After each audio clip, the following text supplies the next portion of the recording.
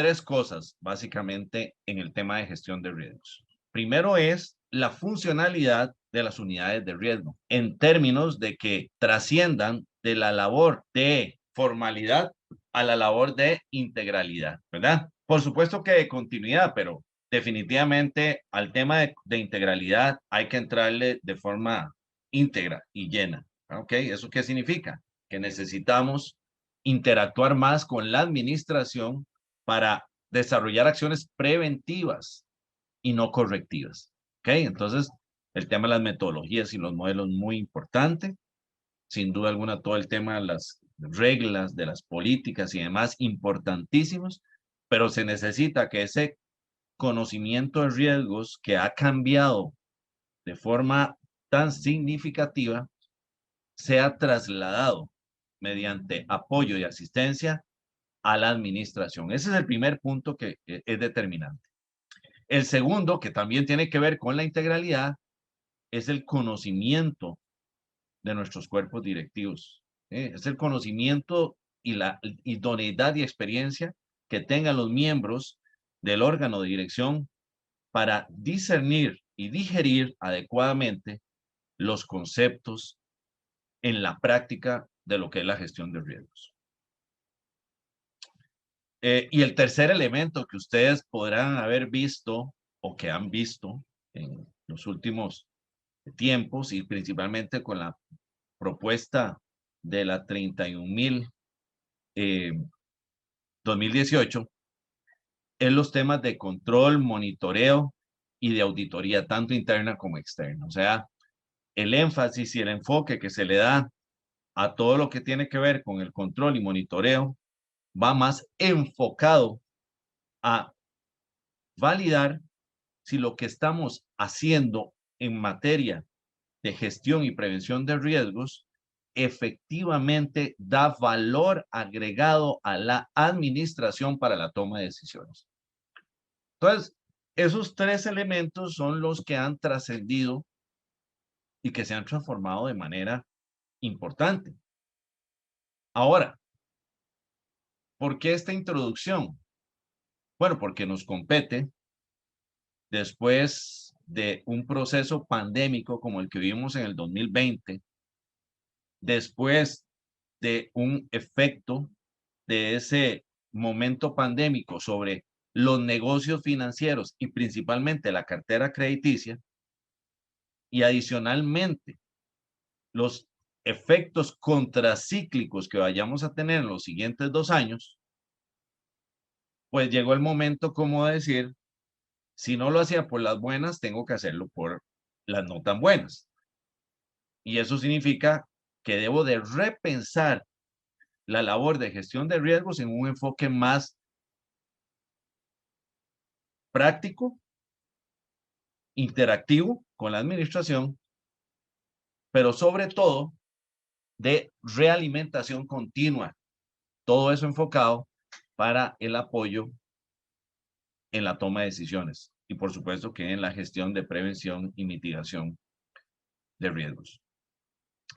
Específicamente en el caso de Costa Rica y con la propuesta de la modificación y reciente aprobación del reglamento SUGEP 210, entendemos de forma, llamémosla así, muy académica, pero que en términos prácticos podría ser funcional si lo interpretamos adecuadamente, que este tema definitivamente de la transformación de la labor de riesgos llegó. De hecho, es muy particular que dentro de las funciones de la unidad de riesgos, la superintendencia haya incluido una función muy particular, específicamente en términos de la unidad de riesgos y la gestión del riesgo de crédito, en términos de la asistencia que se debe dar a la administración, un tema que con anterioridad no era un tabú, pero sí se mantenía como que guardado en el closet, ¿verdad? O sea, eso se tenía ahí como escondido. Entonces, ese tema me parece muy interesante y lo vamos a repasar ahora después. Pero bueno, básicamente nos vamos a concentrar en qué pasa con el reglamento 210, cuáles son los principales cambios, y vamos a revisar al final los lineamientos que me parece muy interesante repasarlos brevemente. Si bien es cierto que no son parte integral del reglamento recientemente modificado, sí es una propuesta que nos hace el regulador y que me parece muy valiosa para que nosotros en términos prácticos veamos qué es lo que tenemos que hacer en materia de gestión de riesgo crediticio, que al final y al cabo es uno de los que más nos compete analizar en este momento. Bueno, básicamente en el caso del tema regulatorio, eh, dichosamente la superintendencia se da cuenta de que hay que hacer una integración de ese marco regulatorio. Básicamente, lo que menciona en el considerando número 6 de la propuesta y de la modificación del reglamento 210 es que después de la consulta que se hizo al famoso reglamento sobre gestión de riesgo de crédito que se presentó en junio del 2020, básicamente una de las realimentaciones que dio, que fue mayormente repetida, llamémoslo así, por las entidades financieras fue los comentarios que reiteraban sobre la redundancia regulatoria, principalmente en inconsistencias o falta de armonía en el uso de algunos términos respecto a regulaciones vigentes tales como el acuerdo 210, el 1618 y el 1816.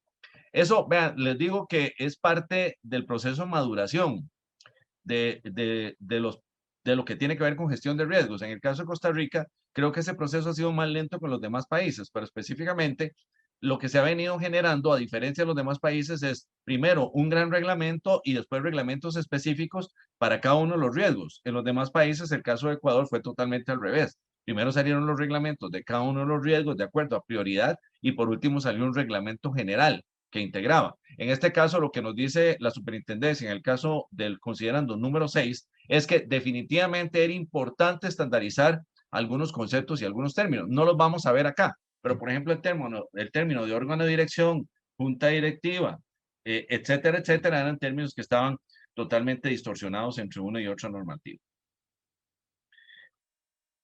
Se propone en aspectos de gobierno corporativo, primero hacer una modificación estructural sobre lo que es un director, ¿verdad? Y entonces apunta y anota que un director es una persona física que integra un órgano de dirección. Y lo que dice es que sustituir a lo largo del reglamento los términos junta directiva, autoridad equivalente, junta directiva, autoridad equivalente y junta directiva u órgano equivalente por el término órgano de dirección. Y sustituir a lo largo del reglamento el término de administración superior por el término de alta gerencia. En estos días me hicieron una pregunta de qué es la alta gerencia, ¿verdad? Y sobre el concepto de alta gerencia debemos estar claros que es prácticamente el gerente y el comité gerencial, o sea, todos aquellos que toman decisiones y que están relacionados directamente con procesos de gestión de negocios, ¿verdad? Esa es la alta gerencia, no es solo el gerente, y eso es muy importante considerarlo. Pero en términos mucho más específicos, tengo un segundito que aquí está entrando alguien. En términos mucho más específicos, me interesa repasar, porque eso se aplica para el concepto de riesgos en general y del tema de gestión, el artículo número 6, en términos del alcance que tiene el concepto de gobierno corporativo. Y lo que establece el artículo 6 es que, en línea con las disposiciones establecidas en el capítulo 2 y 3 del reglamento de gobierno corporativo, es responsabilidad del órgano de dirección de cada entidad establecer las políticas y los casos, y en los casos que procedan, los procedimientos que regirán su proceso de administración integral de riesgos, incluyendo el proceso de administración de los riesgos específicos, así como promover las condiciones y estructuras necesarias que propicien una cultura de administración de riesgos que fluya hacia todas las instancias de la organización, incluyendo, y aquí viene el tema que es fuerte ahora en materia de gestión de riesgos, el apetito del riesgo y la vigilancia por parte del órgano de dirección y de la alta gerencia de la entidad. Es importante mencionar en este caso que ya hablamos de apetito de riesgo, de perfil de riesgo por líneas de negocio. Y específicamente en el caso de riesgos de crédito, nos ponen algunas misiones que son mucho más puntuales en esta materia y que nos dicen que tenemos que ser muy estrictos, sobre todo en la unidad de riesgo, de valorar y definir procedimientos para monitorear y controlar esas desviaciones. Y vean qué interesante, porque esa es una función muy específica, porque nos dicen que es un procedimiento que tiene que salir de la unidad de riesgos para monitorear, controlar, comunicar, por supuesto, esas desviaciones. Entonces, ¿cuáles desviaciones? Bueno, nos hablan tanto del apetito como del perfil. La entidad debe contar con mecanismos de acción correctiva que atiendan desviaciones con respecto a los niveles de apetito y límites de los riesgos específicos aprobados por el órgano de dirección. Las entidades deben llevar a cabo un seguimiento periódico y oportuno de sus indicadores de apetito por riesgo, de manera que se tomen medidas preventivas para evitar exceder los límites, para cubrir eventuales excesos temporales en los límites de los riesgos específicos. Deberán existir procesos de autorización. ¿Ok? Bueno, ¿qué es lo que nos dice eso? Bueno, nos dice básicamente, denme un segundito, me dicen que hay una preguntita ahí, algo me están preguntando. Yo, Heidi, sí, me dices que tenías una consulta. Si quieres las vamos despejando, no hay ningún problema. Bueno, gracias, don Rodolfo. Perdone Sí, que lo devuelva. Es que sí. usted, bueno, ya me conoce y sabe que yo tengo, digamos, todavía una consulta en términos de cuándo yo puedo considerar que alguien es director. En el caso de las cooperativas, volvemos al mismo concepto que aunque, por ejemplo, yo tenga directores que no son personas que no son propietarias en la junta, bueno, en el consejo de administración, yo no los puedo considerar directores. Bueno, lo que pasa, vamos a ver, ese tema es interesantísimo, porque ha habido mucha discusión sobre eso, pero en términos legales, Heidi, se considera un director activo y un director pasivo, y el director activo es el que forma de manera integral un cuerpo colegiado. ¿Ok? Okay. Vea qué interesante, porque el tema es meramente legal. Por ejemplo, si viene un vocal y tiene que asumir hoy, o un suplente y tiene que asumir hoy, si el cuerpo se colegia en ese momento, cuando se abre la sesión y están con quórum, en ese momento es un director activo. ¿Verdad? Ok. ¿Sí? Sí. Ahora, cuando hablamos de capacitación, cuando hablamos de formación, por ejemplo, tenemos que cubrir a todos los directores. ¿Por qué? Porque en cualquier momento pueden asumir el rol. De acuerdo. Pero eso no significa que sea un director activo. O sea, simplemente tenemos un suplente, él no es activo porque no está integrado colegiadamente en el momento, pero igualmente en cualquier momento asume. Por lo tanto, está la responsabilidad de capacitarlo para que cuando asuma un rol tenga las capacidades técnicas, la idoneidad y la experiencia para poder asumir ese rol. Don Rodolfo, y perdone, ahora visto desde el punto de vista de un comité de riesgos, si yo tengo tanto propietarios como suplentes en ese comité de riesgos y digamos, y dice que yo, el quórum se conforma, ejemplo, de la mitad más uno, no hace diferencia si son propietarios o son suplentes, o sea, para mí ambos son directores. Sí, y son correcto. activos, ¿verdad? Sí, Son sí, activos sí. los dos. Sí, claro. Sí. En ese caso específico dices cuando es mitad más uno y tenemos un suplente. Exactamente. Pero es Sí, que claro, es activo, totalmente de acuerdo. Así es. Perfecto, Sí, don Rodolfo. Muchas sí, gracias. sí, no, con todo gusto, con todo gusto. No, muy buena la pregunta, muy interesante. Ok, sí. Recordemos siempre a todos el concepto de cuerpo colegiado. Ese no lo dice ninguna normativa. Lo dice, es increíble, lo dice con mucho más propiedad una ley que seguro leemos poco, ¿verdad? Que es la 4179 o la 6756, que es la ley cooperativa, la que conocemos nosotros como la ley cooperativa. Ahí sí se establece claramente el concepto de cuerpo colegiado. Y es muy interesante tenerlo en cuenta, ¿verdad? Porque muchas veces se pueden generar diferencias y conflictos importantes por no tener bien claro qué es un cuerpo colegiado. Muchas gracias, Joheidi. Con gusto. Generalidades. Bueno, básicamente las generalidades del ajuste. Bueno, en materia de lo que es principalmente el reglamento de gestión integral de riesgos. Bueno, primero, una evolución de la gestión de riesgo de crédito al análisis prospectivo y una participación más dinámica de la unidad y el comité de riesgo en el negocio de crédito. Y viene el concepto de integralidad, de top down a bottom up. Acordémonos de ese tema porque la ISO 31000 es muy clara en términos de las dos direcciones en que se gestiona un riesgo y cómo en el proceso de maduración, el proceso tiende a transformarse del top down, o sea, de arriba hacia abajo, del bottom up, o sea, de abajo hacia arriba. Y aquí es muy importante porque necesitamos que ya la gente que está en los puntos de servicio, en los puntos de contacto, tengan capacidades analíticas que me permitan, capacidades analíticas o herramientas. Les quiero comentar a todos que a partir de ahora ya no hablo de procesos de crédito. Eliminé esa palabra, yo quiero eliminar esa palabra de mi vocabulario, ¿sí? Ahora hablo de inteligencia crediticia. Ya no quiero hablar más de procesos de crédito. Ya no voy a hablar más de analistas de crédito. O sea, porque ya los analistas de crédito no deben existir, deberían existir revisores de crédito. Porque la transición va a las herramientas de análisis crediticio. Y esas herramientas de análisis crediticio, junto con los revisores, son los que me generan inteligencia crediticia. Bueno, básicamente lo que nos dice este modelo es que vamos trascendiendo para que el proceso sea de abajo hacia arriba. Y eso es lo que nos propone el ajuste del reglamento 210 en general, pero específicamente lo incorpora en el negocio más importante de la COPE, que no es el más bueno, por cierto, ¿verdad? Es el que nos mantiene y nos sostiene, pero definitivamente el riesgo de crédito y gestión de crédito en este momento tiene una tendencia a rendimientos decrecientes en cuanto a su marginalidad en términos de intermediación financiera. Dos, el equipo gerencial asume un rol más activo en cuanto a las funciones específicas que le competen para garantizar la cuantificación del riesgo de las diferentes líneas de negocio de crédito. Entonces, vamos a ver.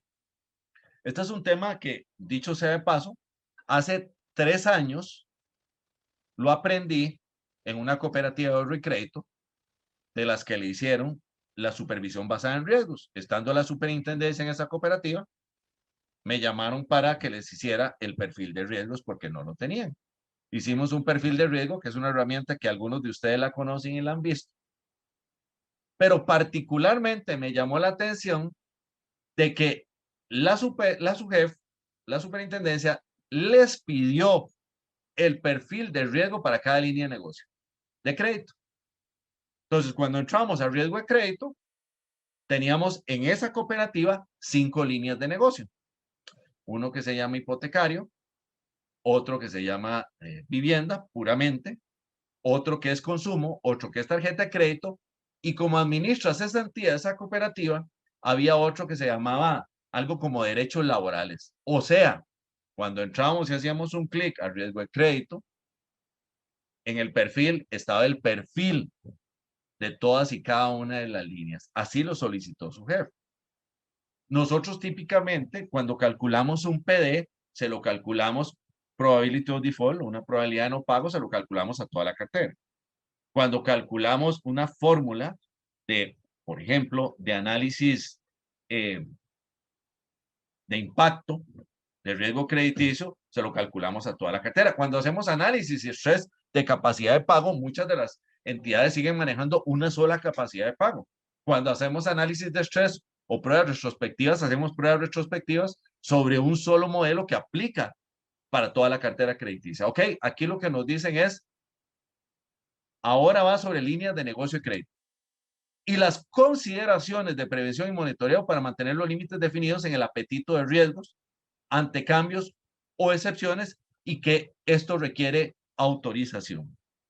Entonces ven qué interesante, porque resulta que también dentro de las funciones que se le asignan ahora a la unidad de riesgos es este monitoreo de las excepciones y de aquella cartera que por alguna razón tuvo una condición especial de aprobación.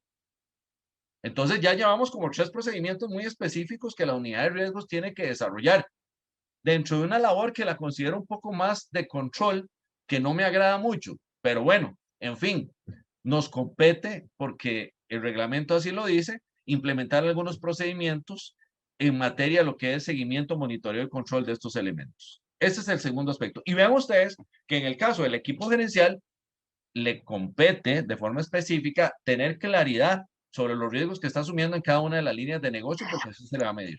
Rodolfo, Sí. Te puedo hacer una Sí, preguntita. claro, claro, de una vez. Eh, por ejemplo, ahora que, bueno, para nadie es un secreto que el Banco Central sacó esta línea de la ODP, ODP, ODP, sí. ajá, Ajá, que varias cooperativas participamos, ¿verdad? ajá, correcto. Para incluirnos. Ajá, La unidad de riesgos, bueno, tenía que hacer una validación específica donde hacía una declaratoria ajá, de que, bueno, la parte de los fondos van a ser utilizados y para que el fin y todo esto, ¿verdad? ajá, La correcto. pregunta mía es, de acuerdo a estos cambios que vienen, como cuando habla la parte de monitoreo, la Ajá, unidad de riesgos debería de monitorear esos créditos así es. que dimos Sí, claro, o que porque estamos dando. sí, porque son créditos con excepciones, indistintamente de la línea con que haya venido. El tema es que son créditos que por su naturaleza, en las mismas condiciones de ODP, establecía que eran carteras que estaban en riesgo o que podrían potencialmente verse afectadas, ¿verdad? Entonces, de una forma u otra ya tiene una excepción que se llama moratoria. Me parece que lo más responsable sería eso, Keren. No creo que el Banco Central te vaya a exigir eso. Sí creo que a un supervisor que en algunos casos tienen, voy a decirlo de forma técnica, no es un juicio de valor, ¿verdad?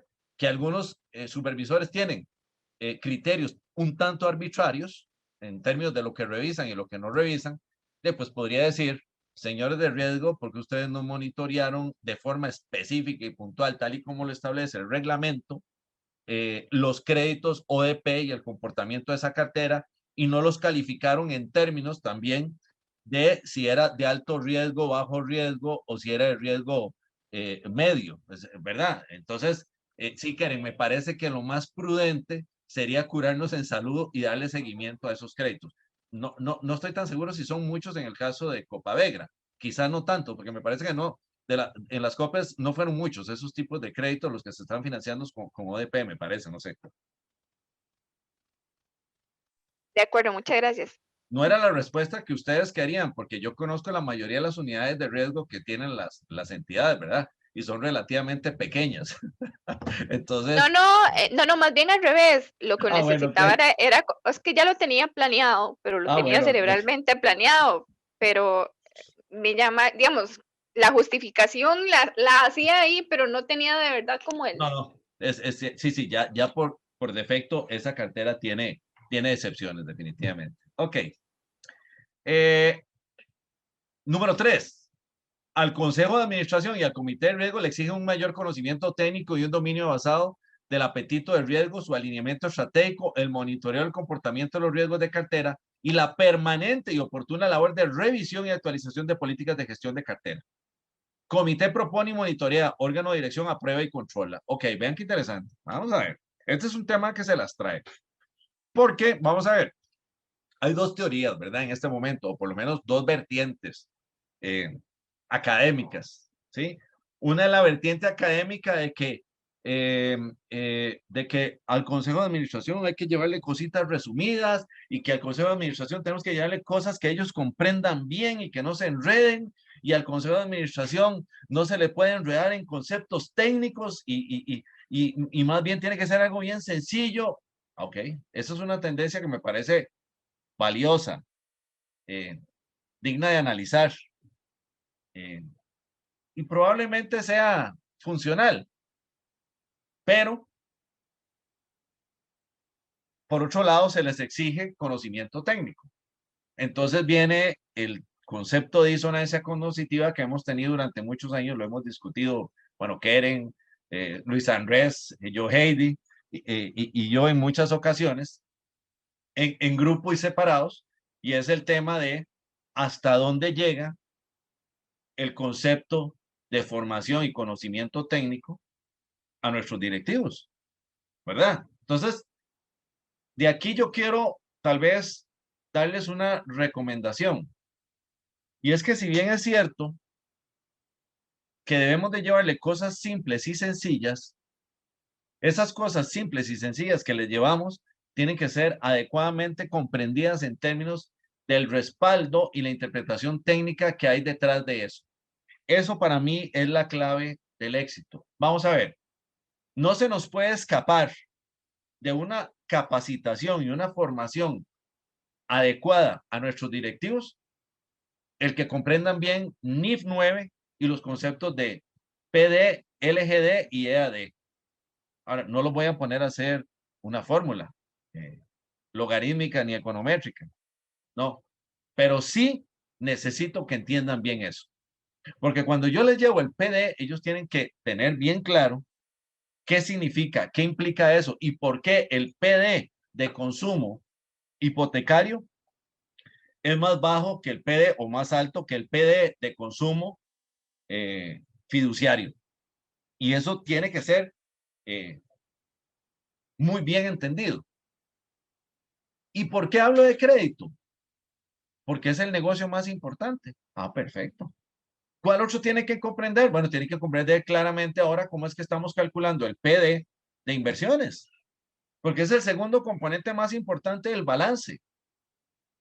Entonces ahí tenemos ya dos riesgos que sin entrar nosotros quizá en modelos muy sofisticados y explicarles por qué Monte Carlo y por qué aquí, por qué allá. No, más bien enseñémosle bien de por qué los PDs de crédito son estos y el otro, cómo se calculan, qué se hace y cómo se interpretan. Igual los PD de inversiones. Bueno, en términos de otros riesgos operativos, esos son más sencillos. Riesgo de liquidez, 2 o 3 indicadores. Riesgos de mercado, ustedes saben muy bien que lo que hay que explicar es simplemente qué podría suceder en términos de tipo de cambio y la revaloración de las carteras, porque ya cuando entraste a decir que hay un PD de inversiones, el resto no hay que hablar mucho. Bueno, tal vez aquí lo que les trato de decir es lo siguiente. El tema de la capacitación y la inducción a nuestros directores debe estar mucho mejor enfocada. Sí es cierto que tenemos que hacer un repaso del reglamento 210, pero a la postre es muy importante que ellos sí tengan bien claro cómo interpretar los indicadores y un dashboard que le llevamos por tipo de riesgo de forma muy sencilla, comparativa históricamente, cada uno de esos indicadores. Esa sería mi recomendación respetuosa y práctica hoy, porque de verdad existen las dos líneas, la de que tienen que ser casi que expertos en materia de riesgos, que todos sabemos que eso es técnica y en términos prácticos imposible, o la otra es que le llevemos cositas muy sencillas para no enredarlos. Yo creo que hay que hacer algo en el medio, definir prioridades y establecer claramente cuáles son los indicadores que le vamos a llevar y cómo interpretarlos. Y se acabó. Pero que sean, voy a decirlo muy rústico, que sean duchos en lo que le llevamos. O sea, que estén claritos, ¿verdad? Ok.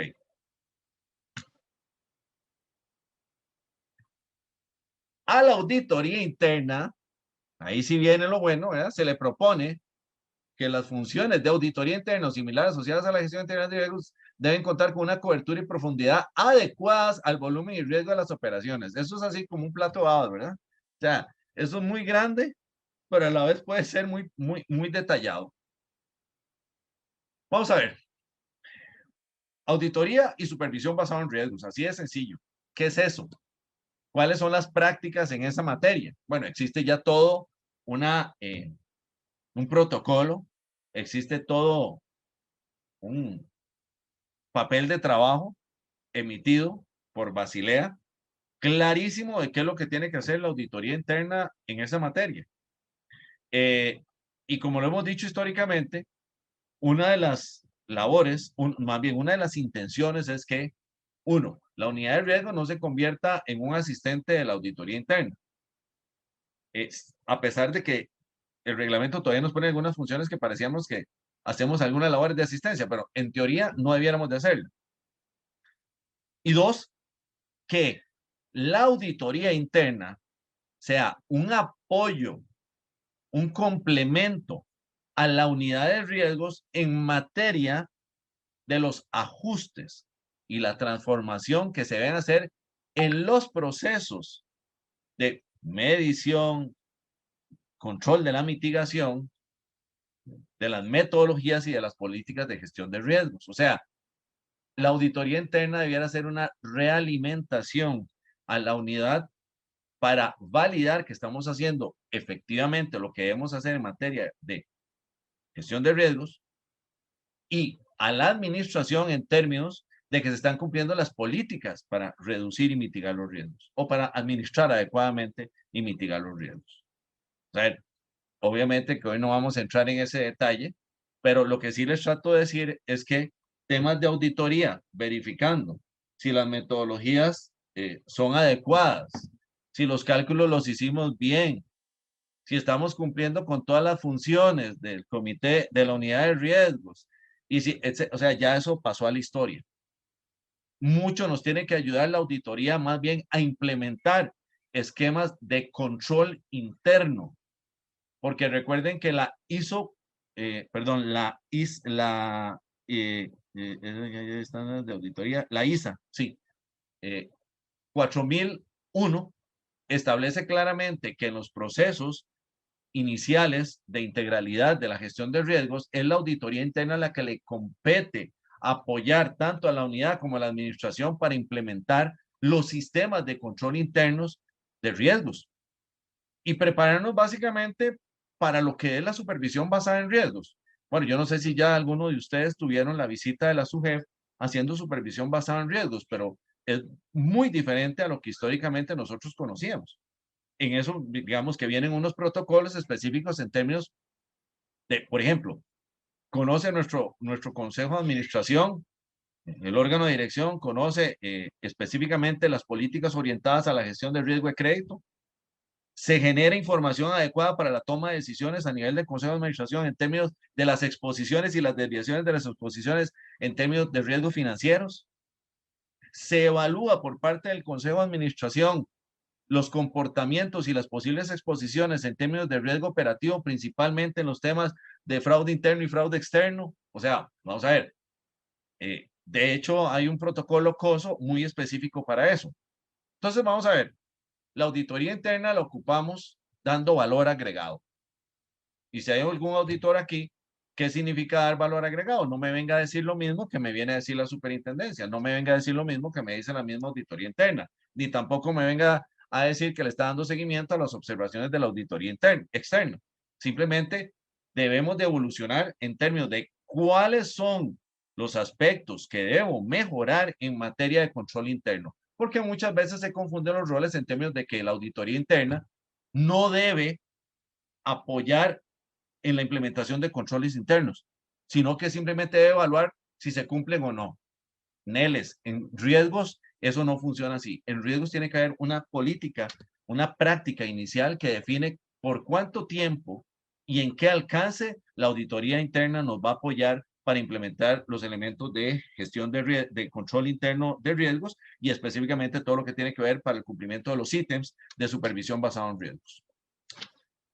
Número 5. Se eliminan todos los alcances funcionales generales del órgano de dirección del comité de riesgos, de la gerencia y de la unidad de riesgos para generar el detalle específico que se incorpora al reglamento para la gestión del riesgo de crédito. O sea, se saca todo lo que tenía que ver con riesgo de crédito de cada una de las funciones, de cada uno de los descriptivos de funciones y se trasladan al capítulo 8, título 3, ¿verdad? Que ahí es donde hay que entretenerse bastante para leer en detalle todas las funciones u obligaciones que le competen a 1, al órgano de dirección, 2, a la alta gerencia, 3, al comité de riesgos y 4, a la unidad de riesgos y 5, a la auditoría. Y ahí es donde hay que entretenerse. Y bueno, y si nos queda tiempito y si ustedes tienen a bien hacerme algunas preguntas, si ya revisaron todos esos alcances, pues que repasemos algunos para aclarar hasta qué punto podría estarse viendo la aplicación práctica de estos. Quisiera anotar sobre la propuesta de lineamientos que emitió en una circular la superintendencia, ¿verdad? Eso fue exactamente 2 semanas después, una semana después que acabó la publicación para consultas de la modificación del reglamento 210 en términos de la inclusión de los aspectos de gestión del riesgo de crédito. Y me gusta que estos lineamientos nos concentremos porque vieran que yo soy un amante absoluto de los lineamientos. Me enfoco más en los lineamientos, hay veces que en el mismo reglamento. Porque los lineamientos son más claros y me ayudan a ser más práctico en la implementación de cosas. Entonces, dentro de los aspectos que menciona los 11 lineamientos que propone la superintendencia, el primero es la definición, medición y monitoreo constante de los indicadores de apetito por riesgo de crédito. Y específicamente a eso le pone mucho énfasis en términos de que ese apetito se tiene que no solo definir adecuadamente, sino monitorear y medir periódicamente, inclusive para las diferentes líneas de negocio. El segundo tiene que ver con la capacidad de riesgo de crédito, muy importante. A quienes tienen IHH crediticio, esa es la herramienta del momento, esa es la herramienta que hoy por hoy nos permite cumplir con el 70% de estos lineamientos. La capacidad de riesgo de crédito lo calcula el IHH crediticio y es cuando nos calcula el capital requerido por excesos de concentración o por excesos de deterioro según banda. Ahí hay un monto que calcula el IHH que nos permite perfectamente identificar cuánto es el denominador que debería incluir en la fórmula del cálculo de la suficiencia patrimonial por ausencia o falta de capital para riesgo de crédito. Recuerde que ya nosotros calculamos un riesgo de crédito en el capital base, que se calcula sobre activos ponderados por riesgo en la suficiencia patrimonial. Pero básicamente, perdón, en la capital base no, en el denominador del cálculo de la suficiencia patrimonial, en el cálculo de los riesgos. ¿Ok? Pero básicamente no estamos calculando todavía ningún capital adicional requerido para determinar si tenemos capacidad de riesgo de crédito. ¿Cómo se calcula eso? Si nosotros tenemos un monto de crédito que no cumple con las expectativas de los montos máximos o que se concentra en bandas de exposición mayores a las que recomienda el modelo, ese monto específicamente va como una suma directa al APR, o sea, al activo ponderado por riesgo. Y debemos de recalcular el índice de suficiencia patrimonial. ¿Ok? Si bien es cierto que este es un tema muy técnico, lo que les trato de decir es que el IHH crediticio, cuando te pide ese exceso, cuando te cuantifica el exceso o la ausencia o insuficiencia de capital, te da un monto que se tiene que sumar en el denominador del cálculo de la suficiencia patrimonial para determinar si tenemos capacidad de riesgo de crédito. Eso significa cuantificar si efectivamente, y nos vamos a meter a un crédito MIPYMES que tiene una mora de tanto, y lo vamos a colocar a condiciones XYZ, principalmente concentrémonos en tasas de interés, y le vamos a dar una tasa de interés bonificada, a sabiendas de que tiene riesgo de mercado importante. Riesgo de mercado, cuando digo, es de conversión de tasas de interés o de posible sustitución de carteras. Ahí nos damos cuenta efectivamente cuando hacemos esta valoración si tenemos o no capacidad de meternos en esa línea de crédito. Recuperación de créditos en proceso de deterioro, muy importante. Nos dicen claramente de que deben de haber políticas muy claras sobre los procesos normales y extraordinarios y la forma en que vamos a cuantificar la probabilidad de recuperación de créditos en proceso de deterioro, específicamente en procesos de deterioro. Recuerden que el año pasado la superintendencia a nivel de septiembre nos pidió cómo veíamos nosotros y cómo calificamos la cartera de acuerdo a 4 niveles de riesgo que los enviamos y que después nos salieron en algunas entidades con una sorpresa y nos dijeron, mire, es que la estimación que ustedes están presentando en diciembre no calza nada con lo que están proponiendo ustedes. Y dicen, ahí, pero ¿cómo? ¿Qué fue esa cosa? No es que eso era un ejercicio. No, no, es que nosotros hicimos aquí unos cálculos y según lo que ustedes dicen, la estimación debiera andar por tanto. Tenemos una cooperativa cuya estimación es de 21.000 millones y le pidieron 68.000 millones, por ejemplo. Bueno, al final de cabo, se convierte en un ejercicio académico interesante y hasta ahí llega. 4. Límites sobre concentración de riesgo de crédito. Importantísimo. IHH crediticio. Si quieren, al final dejamos las preguntas sobre este tema del IHH para quien no lo comprenda o no tenga el concepto claro para que lo expliquemos un poco. Pero aquí hay unas 5 o 6 personas de las que están participando hoy con quien hemos trabajado el IHH y saben que que este es un instrumento que ahora, hoy por hoy, es uno de los más aplicables. 5, criterios de aceptación del riesgo de crédito que estén debidamente definidos. Entonces, vean, uno es la capacidad de riesgo de crédito y otra cosa es tener criterios para la aceptación del riesgo. O sea, vamos a ver, ¿estamos dispuestos a aceptar crédito mi pyme? ¿A qué tasa? Al 14. Déjeme ver, porque con un 14 yo le cuento meterme en un mercado que no conozco y que venga y me reviente y además que se cobra diario, semanal, quincenal, de acuerdo a las cosechas, etcétera, etcétera, etcétera. Yo no estoy tan claro que con un 16, con un 14 salgamos. Y entonces usted hace un cálculo y le resulta que mínimo debiera colocarlo al 25%. Entonces usted dice, bueno, ok, realmente tengo criterios adecuados para aceptar el riesgo de crédito. ¿Sí? Entonces, esos son temas muy importantes en los lineamientos. 6, información relativa a la exposición al riesgo de crédito. Bueno, principalmente ahí con qué entramos, con el PD. Si bien es cierto que nosotros todavía tenemos la 105, ya todos sabemos que vamos volados para la NIP 9. Bueno, en teoría, digamos, con la 121, ¿verdad? Que es una NIP 9 como tropicalizada. Pero lo que sí es cierto, y sé, por ejemplo, en el caso de Copia Amistad, que aquí está yo, Heidi, no me acuerdo, pero hace 7 años o 6 años ya estábamos calculando el PD de la cartera, digamos, ¿verdad? Entonces, inclusive después yo, Heidi, siguió trabajando fuertemente con gente experta en materia estadística y en R para generar sus propios códigos internos y generar los PDs. Entonces usted dice, bueno, ¿de qué sirve ese PD? Bueno, nos sirve mucho en términos de riesgos para dar asistencia y apoyo a la administración en qué negocio nos metemos y en qué no nos metemos. Entonces, la información relativa a la exposición al riesgo de crédito es determinante, porque ya no es simplemente 105. 105 nos dice que los A1 son buenos y que los C son re malos. Sí, pero al final y al cabo, ¿qué forma puedo hacer yo? ¿Qué puedo hacer yo para tener desde el punto de vista prospectivo un análisis de en lo que me estoy metiendo y lo que viene y los efectos contracíclicos de lo que estoy colocando? 7, formalización de créditos que destaquen en los procesos relevantes. Ok, vamos a ver.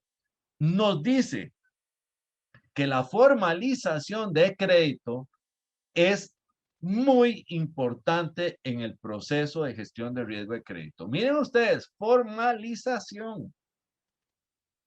O sea, el análisis es importante, pero nos dicen puntualmente la formalización. Y lo que nos dicen es que las unidades que formalizan tienen que estar totalmente aisladas, independientes y autónomas de las unidades que analizan. O sea, prácticamente nos dicen que un proceso de formalización de crédito no debiera estar dentro de la unidad de crédito, porque ahí tenemos un conflicto de intereses. Eso podemos entrar más en detalle después. 8, monitoreo de la cartera de crédito, por supuesto, estar constantemente monitoreando. 9, monitoreo de créditos individuales. Ok, excelente. ¿Cuáles? Bueno, dependiendo, ya ustedes perfilaron la cartera. Ya hicieron un análisis de homologación de cartera. Aquí con Keren y con Luis Andrés hemos hecho ejercicios muy interesantes para valorar a través de una metodología estadística si verdaderamente nuestra cartera está homologada. Y cuando digo homologada, si de verdad un crédito de 100 millones que es hipotecario se puede comparar con uno de 1,5 millones que es de consumo. En teoría no, ¿verdad? Pero si eso lo hiciéramos, de ahí tendríamos elementos de medición de capacidad de pago diferenciados para uno y para otro. Y ahí es donde se nos complica la cosa porque hay veces no tenemos ni siquiera sistemas para diferenciar eso. Pero bueno, modelos de estrés y reportes, ¿verdad? Aquí vamos a eliminar ya una duda que había, sobre todo cuando proponen la 1.21. Y yo no sé si ustedes entendieron bien sobre el tema de la medición o no de la capacidad de pago a partir de abril de este año. Yo sí tengo muy claro porque lo conversé y estuve en una comisión técnica con su jefe y fueron muy claros en ese sentido. Yo creo que les va a interesar mucho escuchar ese cuento al final si alguien me lo pregunta. Algunos retos importantes que tenemos en materia crediticia. Bueno, el primero es asumir una orientación más estratégica del riesgo de crédito, menos modelo, más prospección para decisiones. O sea, menos modelos de cuantificación y más modelos de prospección para toma de decisiones. Número 2, una mayor idoneidad y experiencia del Consejo de Administración y comprender la funcionalidad y no el tecnicismo. Ahí eso es clave. O sea, no nos desgastemos enseñando cosas muy técnicas, concentrémonos en que se entienda lo técnico que me permite interpretar a nivel de Consejo de Administración, a nivel de órganos de dirección. Número 3, la unidad de riesgo más proactiva en el monitoreo, ¿sí? No es monitorear lo que pasó, sino es monitorear lo que potencialmente puede suceder. Apoyar a la gestión de calidad de la cartera.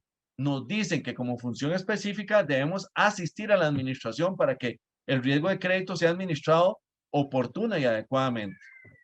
La plana gerencial debe cambiar el chip del negocio. Insisto, inteligencia crediticia. Olvídense de proceso de crédito, ya esa vara ya murió. O sea, hoy si nosotros no evolucionamos a la transformación digital y apoyarnos en que el 70% del análisis del crédito es técnicamente automatizado, estamos ya en una época obsoleta, ¿sí? Eso serían ya mecanismos ortodoxos. Entender el negocio y ajustarlo oportunamente. Mucha, tenemos que estar encima de eso, tenemos que ser insistentes en nuestros directores de crédito que se ubiquen, o sea, cómo siguen todavía colocando con una política de ese, no sé, 10 años. ¿Sí? O sea, cómo siguen todavía en un proceso técnicamente manual y de puro juicio de valor. No, yo a esa persona no le daría crédito. O sea, ya hoy cuando yo oigo un director de crédito hablando de que jamás yo no le daría crédito, o analicemos mi caso, a ver si el modelo sale, por ejemplo, estamos haciendo un análisis de un PD, ¿verdad? Y entonces estamos analizando una cooperativa de ahorro y crédito en donde tenemos un 80% de la población, 16,000 deudores, digamos, ¿verdad? Los tenemos en una condición de salarios menores de 800,000 colones, 1,000,000 de colones. Bueno, entonces el director de crédito dice, veamos a ver si yo paso en el modelo. Pero ¿cómo vas a pasar si tenés condiciones totalmente diferentes a las de tu mercado? Entonces, resulta que cuestionan una metodología sustentado todavía en criterios ortodoxos de juicios de valor. Pedir y exigir más apoyo de riesgo en la práctica. Claro, que la gente le pida apoyo a riesgos y que riesgos le dé reacción en términos de las aplicaciones prácticas de la gestión de riesgos que deben hacer en cada uno de sus áreas de negocio. Básicamente eso era lo que les quería comentar y bueno, no sé si hay alguna pregunta, alguna inquietud, alguna duda. Tal vez aclararles que todo este proceso lo viene patrocinando Metrics, que es una plataforma virtual de capacitación y que bueno, ahí existen cursos específicos, módulos específicos de gestión integral de riesgos en donde vemos no solo este tema, sino muchos más en cuanto a metodologías y modelos de riesgo aplicables a la fecha, ¿verdad? Pero básicamente, darle las gracias por parte de Metrics. Y bueno, si hay preguntas, consultas o temitas que quieran discutir, dediquémosle unos 10 minutitos, ¿verdad? Con todo gusto.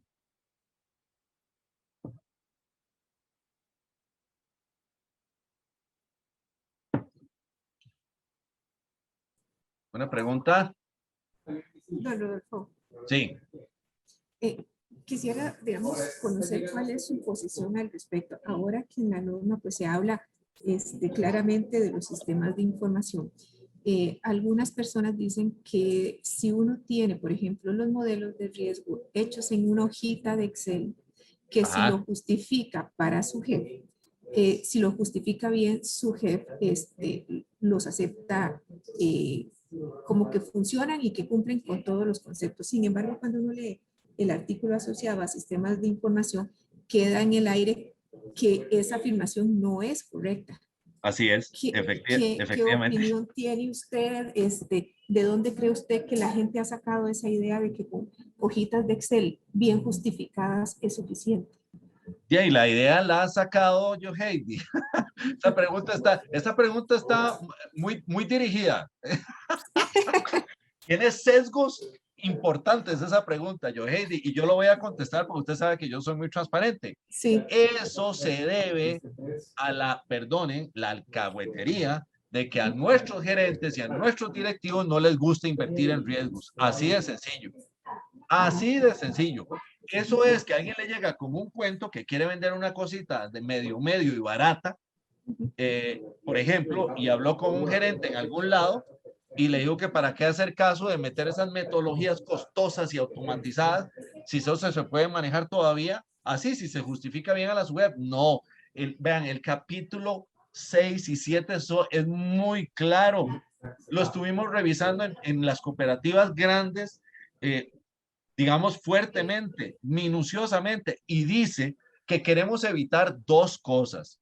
Uno, la manipulación. Dos, queremos la veracidad y oportunidad de la información y de los datos para la toma de decisiones. Y tres, la interacción transparente entre, uno, el core, o sea, la generación de los datos, y el procesador de esos datos a nivel de riesgo. Ustedes desde hace años me vienen oyendo sobre el tema del data warehouse y los repositorios. Si quieren usar SharePoint, usen SharePoint, no hay problema. Vienen datos, caen a SharePoint y viene un sistema y los trae del SharePoint, no una hoja electrónica. Sistemas que me permitan garantizar que lo que está ahí adentro no se puede tocar. Y el repositorio, que es el Data Warehouse, va a estar bloqueado en SharePoint, porque el proceso que hace simplemente como un web service. Va y recoge y el otro va y entrega. Entrega, recoge, entrega, recoge. Yo, Heidi, respuesta, falso, hojas electrónicas para mí ya murieron. Es el prototipo para definir tu modelo final automatizado. Seguirá siendo un prototipo, pero yo no puedo justificar que voy a tener una hoja electrónica para el cálculo del PD de todas las líneas de riesgo y con eso haciendo un apetito de riesgo, midiendo las desviaciones con otra hoja electrónica. Eso es una cosa totalmente obsoleta, ¿verdad? De acuerdo. De acuerdo, sí, pero me llamó mucho la atención esa posición porque la escuché recientemente. Pensé que ya eso había quedado en el pasado, pero la volví a escuchar, entonces digo, yo voy a preguntarle a don Rodolfo, que está más en el mercado, a ver qué ha escuchado. Perfecto, Sí. Rodolfo. Y Muchas yo, gracias. ya les digo, estaba recientemente en un comité técnico que tenemos con su jefe, todo para el tema del análisis de la 121 y la 306, las nuevas propuestas, y ténganlo por seguro que las metodologías, de acuerdo a los criterios que hay en la superintendencia, tienen que ser automatizadas. O sea, los modelos tienen que ser automatizados en el tema del PD, ¿verdad? Eso no hay ninguna otra forma que usted pueda hacer un prototipo de prueba para después automatizar, eso es otra cosa. Pero está clarísimo que tienen que ser modelos automatizados. De acuerdo. Muchas gracias. Con todo gusto. ¿Alguna otra pregunta? Rodolfo, Luis Andrés. Hola, Luis Andrés. Tal vez para agregarle a este tema, a ver, ¿de dónde nace que se permite modelos no automatizados? En realidad sí hay sustento. ISO 31000-2018, de marzo del 2018, la ISO 31000 deja eso abierto. ¿Qué es lo que pasa? Eso hay que entenderlo para qué queda abierto. Temas como los cambios normativos en riesgo de crédito, riesgo de mercado, riesgo de liquidez, independientemente del tamaño de la entidad financiera, nadie debería llevarlos en Excel, eso es evidente, porque estamos hablando de sensibilidad de información, de resultados, de la frecuencia con la que se hacen las cosas, pero por ahí hizo una interpretación que por ahí busqué, lo que hace es que hay ciertas labores de riesgos que todavía se pueden llevar a pie. Por ejemplo, una metodología. Riesgo de reputación, riesgo de imagen, riesgo legal, todavía podía ser perfectamente en un modelo en Excel. Correcto, o aspectos generales de la 210 como un autodiagnóstico de la gestión de riesgos. Sí, sí. O sea, algo que usted hace un año, por costo-beneficio no le va a dar. Mi recomendación es, por lo menos lo hicimos aquí en Copecar y yo creo que quedó contento todo el mundo, es hacer un análisis de las necesidades de automatización. O sea, y hay cosas que vamos a ver, hasta por sentido común, lo que he venido diciendo, usted es responsable y coherente de saber que hay carambadas que no pueden ir a pie. Y cuestiones de negocio, hay cuestiones de negocio, de riesgo de crédito financiero, todas esas carambadas, riesgo de liquidez, eso no puede ir a pie, eso no puede ir en hojas de Excel, pero evaluaciones de poca frecuencia que se hacen, yo creo que uno sí las puede jalar y que no tienen una sensibilidad en los datos y todo esto que se jala. Ya yo creo que también eso se puede ir definiendo por política interna y en eso, ya yo por lo menos ese tema lo he tratado con varias auditorías externas y nunca he tenido problema, porque ellas creo que entienden que ya se hizo un análisis a nivel de la alta gerencia, incluyendo el comité ejecutivo. Sí, ahí vamos a ver. Yo lo que sí creo es que cuando hablamos de riesgos relevantes, hablamos de procesos relevantes de negocio. O sea, los procesos relevantes de negocio no pueden jamás quedar huérfanos de metodologías de análisis que estén totalmente automatizadas, número uno. Número dos, lo que decís vos con respecto a la incidencia que puede tener un riesgo en la gestión de la empresa, eso puede justificar el manejo de mecanismos alternos en términos de lo que es la automatización o no de una metodología. Sí, correctamente, un riesgo reputacional, un riesgo de imagen que se mide una vez al año, 2 veces al año, un riesgo legal que muchas veces tiene que ver mucho con aspectos meramente cualitativos. Ahí lo que se va a valorar es cómo se traduce cuantitativamente en el tema de frecuencia y probabilidad. Y obviamente que todos esos sumados en la de menos son el 5% de lo que significa el resto de los riesgos. Lo que sí no es permisible es en procesos relevantes del negocio. Vamos a ver, crédito, inversiones, ¿verdad? Captaciones, recursos externos, todo lo que tiene que ver con gestión de liquidez, riesgo mercado y riesgo operativo, en donde podríamos meter esos riesgos reputacionales, legales y demás, digamos, podrían perfectamente, se requieren que sean definitivamente automatizados. En el caso, insisto, de esos tres que mencionas, no dudo que sean riesgos que se puedan administrar al margen, ¿verdad? Pero igual ya estarían incluidos dentro de los riesgos operativos, que al final de cabo es meter una matriz y hacer una valoración y un seguimiento sobre posibles hallazgos e incidentes que se estén generando en el tiempo, ¿verdad? Pero definitivamente la tendencia va hacia la automatización.